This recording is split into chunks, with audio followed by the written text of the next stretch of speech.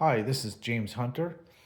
This is my first episode of Ordinary People Doing Extraordinary Things. I'm sitting here with two friends of mine who have done some pretty incredible things over the years. Like I say, this is my first episode, so if we make mistakes or bumble, that's okay.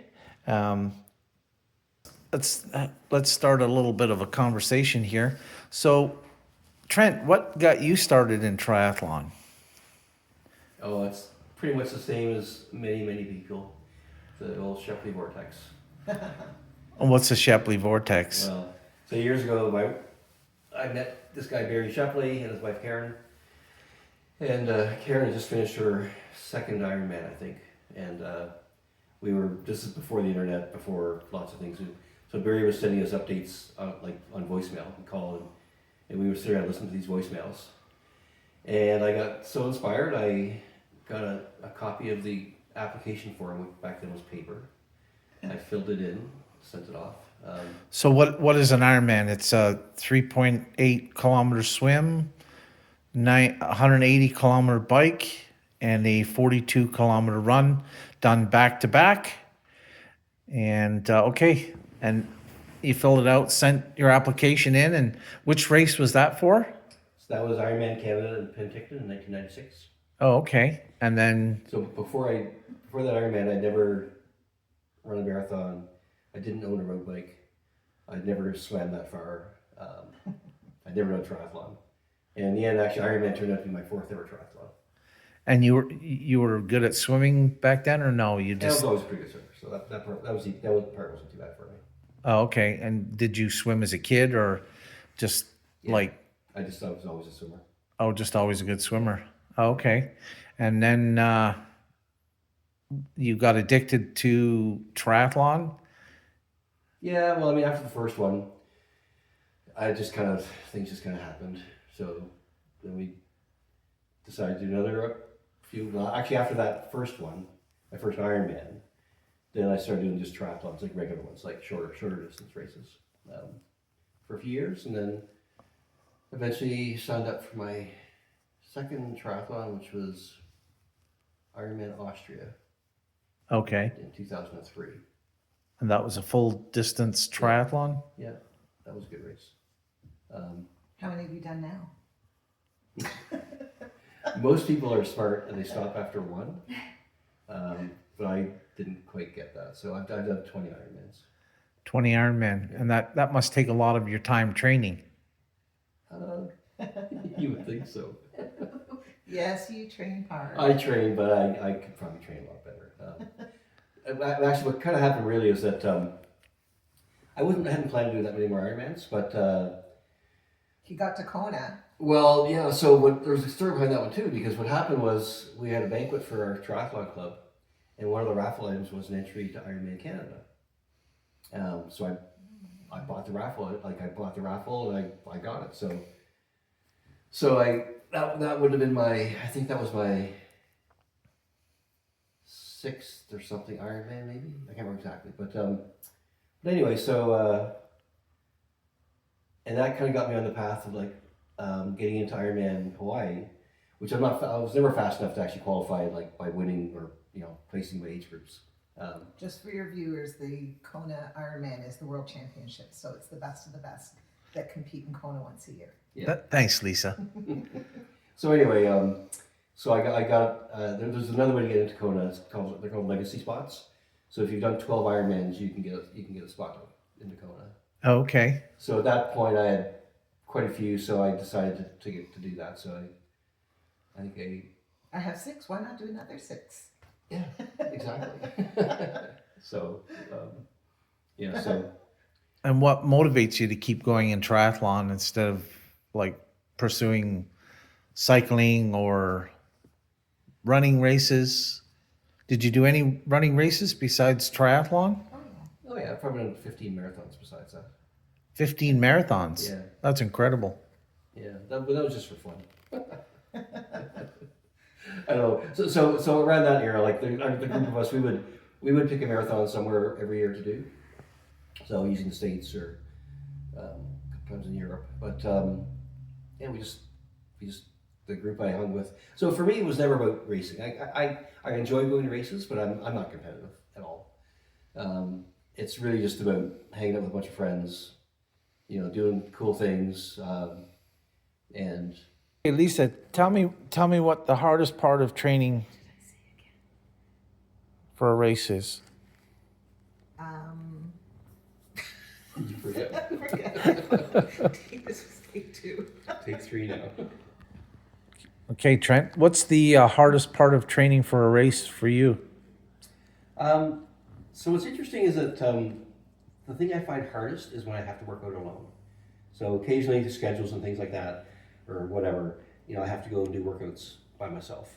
And for Ironman, like workouts can be quite long, like many, many hours long. And The whole day. yeah, the whole day often. But the biggest benefit of the group that we belong to is the motivation to actually go and do these workouts. It's really probably the only reason I've gotten through all these Ironmans is because of the group I have to train with, and I know that they're going to be there.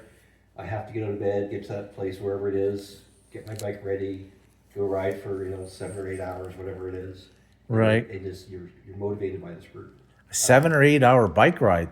Yeah, I'm getting slow. But yeah, no, like for Ironman training, we'll do 6+ hour bike ride twice a week. Oh, that's incredible. Yeah. The other thing too that's interesting that this teaches you that I learned a long time ago is through all this in training in particular, your body's saying, "Oh, come on, you got to stop now. You're tired. Like, let's stop." Your body lies to you. When you learn through all this training that when you get to those points, you learn that if I just get past that, you're fine, and your body has lots more in the tank to keep on going. Oh, okay. And when I first did this a long time ago, I'd be like, "Oh, I got to stop now. I'm just done." So it's a mental game as well. Yeah, and you really learn that you can do a lot more than you ever thought you could. Like do an Ironman, Yeah, like that Ironman. That's amazing. which is kind of neat actually. Yeah, no, it Because is. Barry always says anyone can do it, and you run into people that watch what you do for training. To your point of what's the toughest part about training, and say, "Oh, I could never do that." And you say, "Actually, yeah, you can," because I would have been where they're sitting saying I could never do that the year before I did my first one. Yeah, probably one of the biggest challenges for everybody is that just that like, there's no way I can do it. Mm-hmm. And I've talked to many people and said, I guarantee almost anybody could do an Ironman. Not that it's going to be easy, but I really am sure that anyone who's got the desire and decide they want to do it, they can do it. Mm-hmm. So how many hours a day do you put in training? Well, I mean, if you look at, like, if I'm training for an Ironman, we'll do long rides on Saturdays and Wednesdays, so those are like 6 hours-ish. Some people will run off the bike. I rarely do, but I should. I usually don't. And then there'd be like a long run on Sunday, a couple other runs during the week, a couple of swims. I'm not a pro at even remotely, so for me it's just kind of keeping fitness and doing the work. And you work full time? Yeah. Okay. So Lisa, tell me what's the hardest part of training for you for a race? What he said. No, I'm teasing. But it is that I think actually the group thing is a big part of it. Like I love that we have the club, like the C3 club, is because we have a scheduled workout that you can choose to attend what you want or not. And when you have a group that's also signed up for the same race and they're on the same type of training regimen as you, that you want to do your long rides or long swims and everything, long runs together, that certainly helps. But I think as well, like for me, like because I'm not a great swimmer, I love swimming, I love being in the water, I love our open water quarry. So we're very fortunate. Open water quarry? What's that? So from spring to fall in Caledon, there's a working quarry, but C3's been there for years with Barry, and he used to bring his pros down there as a spot for a handful of them that would do their training there, and then it became age groupers. Now it's much bigger. It's not just about that. There's a lot of things that go on at the quarry, but we have a great swim coach, so we have swim lessons there as well. And I have no problem rolling out of bed at 5 a.m. to get to the quarry at 6 and watch the sunrise and swim in the summer. And I have a hard time once we switch over from. No, you don't need to back up. Am I on? Is it recording right now? Yes. Oh. Okay, So you have this quarry, you Yeah, just go and jump quarry. in the water and swim? well, it's all marked with buoys. It's marked out for like a 400-meter loop, a 1 kilometer loop, for us that want to measure the distance that we're swimming. Or I do a swim lesson with Miguel and the group, and it's great. This 6 a.m. it gets me out of bed, and there's a group there. So to Trent's point, like, people are kind of, they expect you to be there, or they're counting on you to show up, so you show up. It helps with the motivation, I think, to get out, is because I know there's a group that's there that's going to be swimming and do the lesson. And then when I have to go on my own in a pool, I'm not so good at it. Sticking with it. That's the only thing I drop off of. I think, because Barry used to tease me, like, are you a triathlete? Like, triathlon is swim, bike, run. So you got to keep all three up. But I do, that's the one I do less of, even though I should do more of. But, and then I'll pick it up in the spring more, swimming. In the quarry or the pool? I'll do both. I'll do the pool now. I'll go to Arizona and train. That's another thing we've done for a group of us. Have gone down and do some spring training in Arizona, Oh, nice. and then come back and ride outside normally from May onwards. Nice. Yeah. Okay, one more question. How has triathlon changed your life? My C3 family. I wouldn't know any of them if I didn't do triathlon.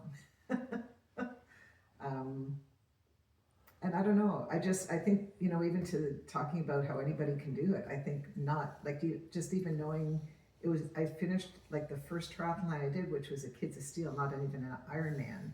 And I was just on a high from just loving it. I actually like the 3-discipline sport because I don't overrun. So I don't get injured from just running, or just into biking, or just into swimming. Like, I like the 3 sports together because, I don't know, I don't do excessive amounts unless I'm training for an Ironman of any one of them. And I love the group. Yeah. Has it changed me otherwise? I don't know. I have swim, bike, run stuff all through my house. So if you hadn't have hooked on to triathlon, what do you think you'd be doing? I'd be 50 pounds heavier. Smoking cigarettes. Smoking and drinking a lot more. Well, maybe not drinking so much more. I drink too much. No, I'll take that off. I don't know. It's a healthy lifestyle. It's a healthy. It's not. The racing keeps it fun. Some people just love to train in our group. They love training. They don't like racing, I think. And then there's others that love to race very competitively. There's others that race for fun. Train hard too, like train hard race. So it's such a mixed group, and we still have there's people from 20s to their 80s that are within our group, which makes it the dynamic of the group great as well. That's great. Yeah.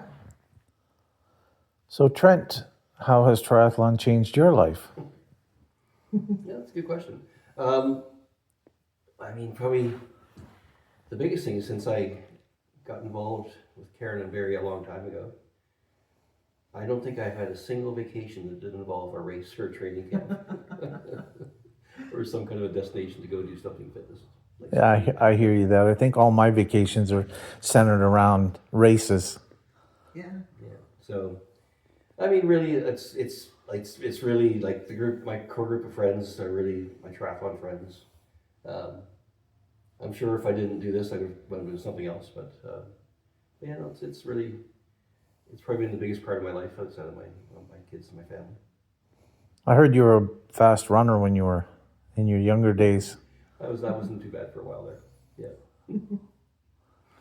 And Lisa, you're a fast runner? No, not fast. Not compared to your girl over there, who's still hiding even though she's a speedy runner. I would say definitely average age grouper. I would put myself in that category. But I can get to the start line and the finish line and enjoy it. And do a decent time? And do a decent time. Well, that's great. Yeah. Okay, that's going to wrap it up for my first. I can't see this camera, so I don't know. We're going to wrap it up for my first episode of Ordinary People Doing Extraordinary Things. Thank you for joining me today,